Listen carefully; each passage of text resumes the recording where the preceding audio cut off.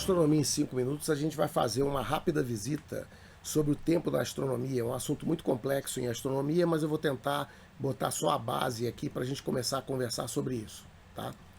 Então, um ponto que começa é a questão do calendário, né? Então a gente vê aqui que o calendário ele sempre foi um problema. Então no passado, os calendários normalmente eram lunares, né? Então você acompanhava o movimento da Lua no céu e não do Sol, né?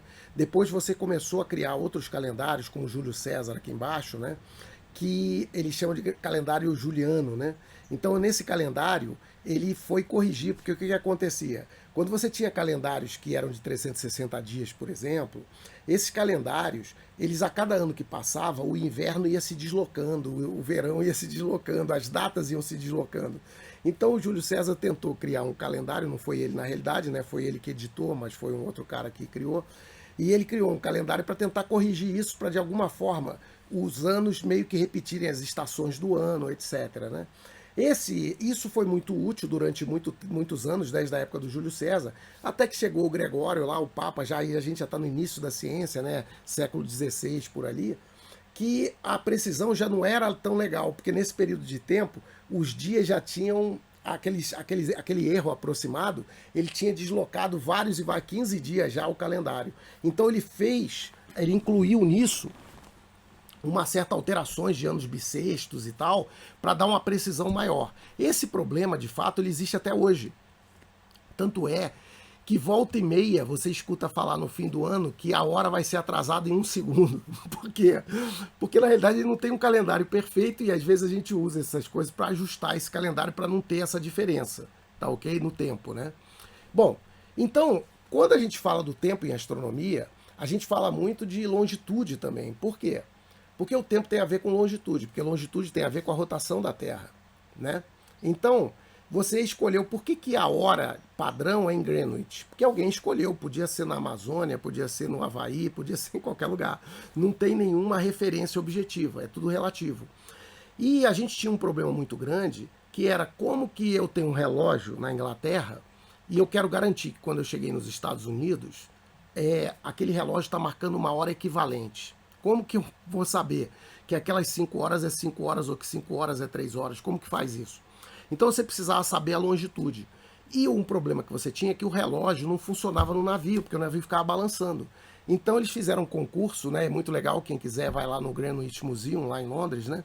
Que é um concurso para você montar um relógio que fosse capaz de entrar dentro de um navio, para que o tempo pudesse ser, vamos dizer assim, transladado com você.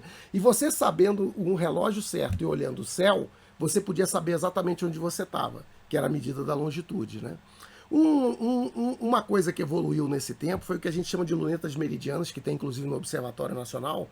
E o que era essa luneta meridiana? É uma luneta que está perfeitamente alinhada com o meridiano, ou seja, o nascer do Sol, por exemplo, é à esquerda e o pôr do Sol é à direita. E o cara olha exatamente no meio, aonde passaria meio-dia ali. Só que aquele meio-dia é para cada lugar, né? Porque o fuso horário faz com que o meio-dia em São Paulo seja o mesmo meio-dia no Rio.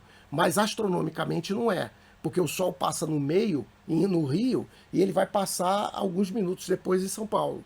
Então, essa luneta meridiana, ela serviu durante muito tempo para a gente medir a posição precisa das estrelas.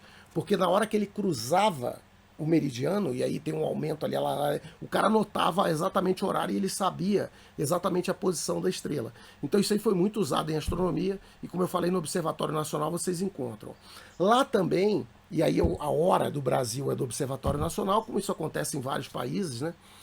Isso evoluiu até os relógios atômicos, que é o quê? A gente foi precisando cada vez de uma precisão maior na definição de hora, para evitar que cada um achasse que, por exemplo, eu vejo um fenômeno aqui, digo que foi às 8 horas e 5 minutos, só que tem um cara ali do lado que ele está com o relógio que é 8 horas, 5 minutos e 5, então ele vê num outro horário. Aí eu não sei se aquilo aconteceu de fato de um jeito que ele viu depois, ou se o horário não era o mesmo, ou qual que foi o horário, ou quanto tempo demorou. Então, os relógios atômicos são mecanismos, a gente usa então... na realidade é um processo complexo, né, estatístico, em que a gente usa alguns relógios, o nosso aí acho que é de Césio, e a gente usa relógios para ter a hora precisa, a marcação precisa de hora, que é o padrão espalhado pelo país. Então, desses relógios atômicos, esses relógios atômicos vão para os NTPs. Os NTPs são aquelas coisas que você põe ali no Windows, no Linux, dizendo atualiza aí o meu horário automático.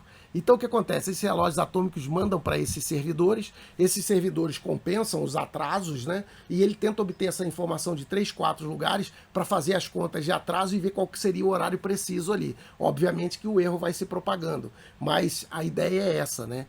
Bom, e qual que é o dado? Eu queria dar um dado, existem muitos dados de tempo, né, para a gente falar em 5 minutos de astronomia, a gente fala no futuro, mas eu queria colocar um dado específico, que é muito usado em astronomia, que chama dia juliano. O que é o dia juliano? O astrônomo, em geral, a astronomia, ela substitui uma data, 15 de fevereiro de 1975, ela substitui por um número contínuo que começa ao meio-dia da segunda-feira do dia 1º de janeiro de 4713 a.C. E depois a gente conta o número de dias dessa época. Até hoje dá 2.400.000 dias. Esses dias aí são os dias astronômicos, então isso facilita muito, porque a gente diz o dia juliano, o número astronômico. E quando a gente diz o dia juliano, esse dia juliano, a referência é o Greenwich lá, é o tempo universal, tá? Lá em Greenwich. Então, a gente consegue, então quando eu faço uma observação, eu tenho que mandar alguma coisa, muitas vezes eu coloco ali o dia juliano, que é um dia sequencial. É como se você dissesse assim, você nasceu há 10 anos atrás, então você está no dia 10.726.